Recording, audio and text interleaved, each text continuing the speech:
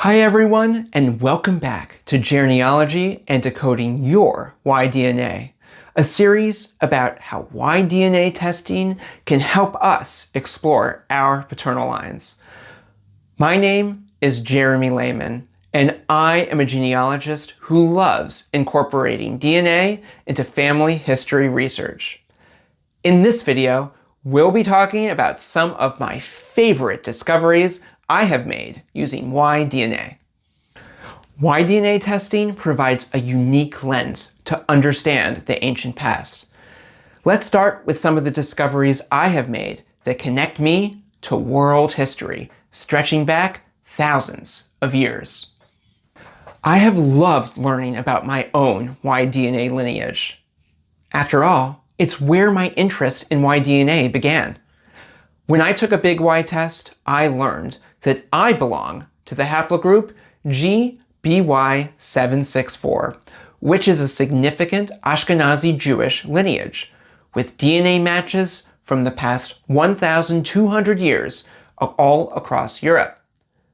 But the earlier history of my line is murky. To date, there haven't been any ancient DNA discoveries connected to my lineage, going back almost 20,000 years. So we don't have a good sense where my paternal ancestors were living. But we can get some hints looking at other modern day testers and seeing where they live. And for my line, it is quite unusual. My closest non-Jewish matches are from places far removed from Europe, mainly Afghanistan, Pakistan, and Tajikistan. And we all share a common ancestor from about 4,700 years ago. This suggests that my paternal line originated somewhere in the Near East or Central Asia several thousand years ago. But a lot of this earlier history still remains a mystery, at least for now. Learning about my own line led me to explore other surnames in my family tree. While I may not carry this YDNA myself, these lines are fully part of my ancestry, as I descend from men who carried these lineages. Studying other surnames is not as straightforward as testing your own line. You have to find other male relatives with these surnames and have them take a YDNA test. But it is worth the effort. I have been fortunate that I have been able to test many of my ancestral surnames, and I've learned from these tests that I descend from many different Ashkenazi lineages, each with their own distinctive history, and many tracing back to the Near East. In my own ancestry, I have discovered that I descend from 7 out of the top 10 Ashkenazi lineages, many of which have been extensively studied. My favorite one is my Cohen family from northeastern France. That line is part of JZS222, the Cohen modal haplogroup shared by Jewish testers all around the world, many of them with an oral tradition of carrying the Cohen lineage, passed down through the paternal line, and who all share a common ancestor around 850 BCE.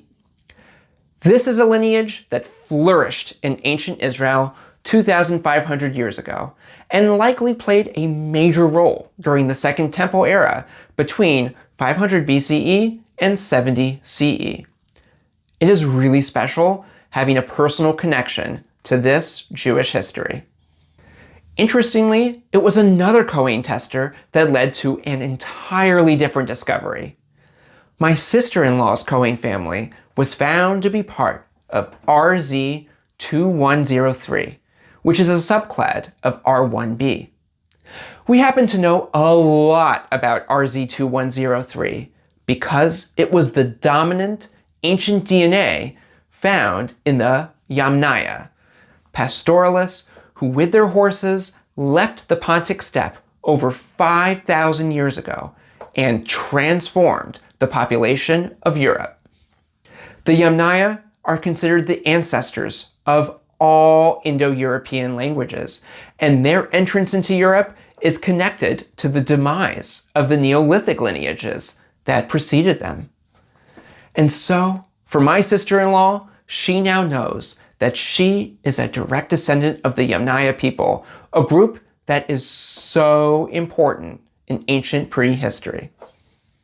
YDNA is so much more, though, than just learning about ancient history. It can be used as an important tool for conducting genealogy research. Let me share a few examples of how I have used YDNA testing to help me make new discoveries. Let's begin again with my own lineage. I have used YDNA testing to provide scientific proof that I descend from a layman family that lived in Weiderstadt, Germany. I found a distant fourth cousin who tested and showed that we do indeed share a common paternal line ancestor from the late 1700s. It is exciting to have had the DNA confirm their traditional documentation. I've also used YDNA testing to conduct a surname study. I tested 4 different Landaus who all shared a common paternal line ancestor from the mid-1700s, and I proved that they all were related.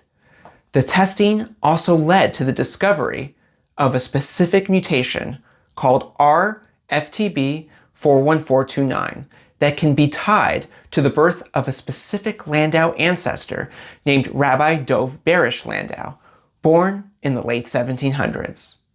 It is pretty exciting to date the emergence of a mutation, and this can only be done by extensive family testing. I'm hoping to now expand on this research by proving an earlier connection between the Landau family and a Brandeis family that lived in Prague.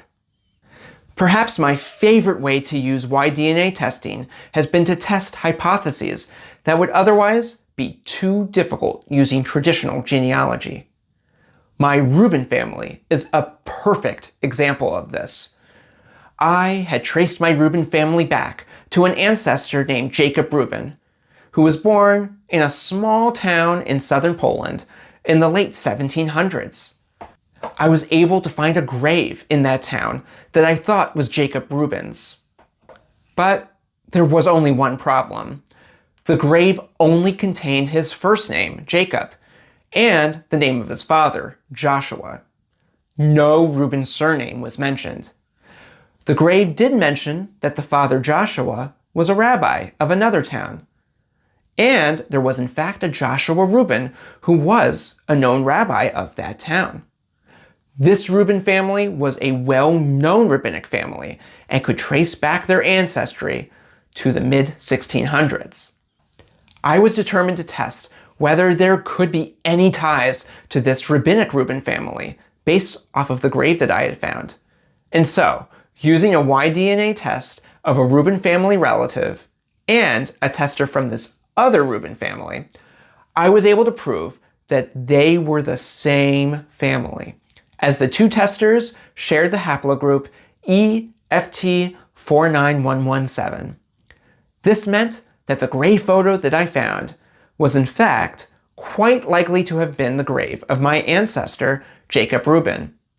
And this one grave photo, along with subsequent YDNA testing, allowed me to take back my tree by an additional 100 years. Finally, I've used YDNA alongside autosomal DNA to solve DNA mysteries. In my wife's family, there was a mystery DNA match who shared a lot of DNA with a relative, over 800 centimorgans. This tester had a family tree that contained no Jewish ancestors, and yet his autosomal DNA test revealed that he was a quarter Jewish. It seemed likely that this mystery DNA match had a Jewish grandparent who was related to my wife's family. I wanted to know the tester's YDNA haplogroup, and so I had the tester upload his raw DNA results from his autosomal DNA test to Morley DNA's website that gives you a YDNA haplogroup. And doing so revealed that the mystery DNA matches YDNA haplogroup was a rarer Jewish haplogroup that was an exact match to a male relative of my wife. And so, thanks to this YDNA haplogroup, I was able to conclude that this DNA match was a half-first cousin of my wife's relative, with both of them sharing the same paternal grandfather. It was through a combination of autosomal and YDNA testing that allowed me to solve the mystery. I hope this review of my own YDNA discoveries shows how much is out there to discover. I have loved learning of my connections to testers around the world and about how these lineages tie into ancient history, and YDNA can be an indispensable tool for furthering your genealogy research. Have you had any exciting YDNA discoveries? I would love to hear about them in the comments. And if you're enjoying this series, be sure to like and subscribe. Let's keep decoding your YDNA together.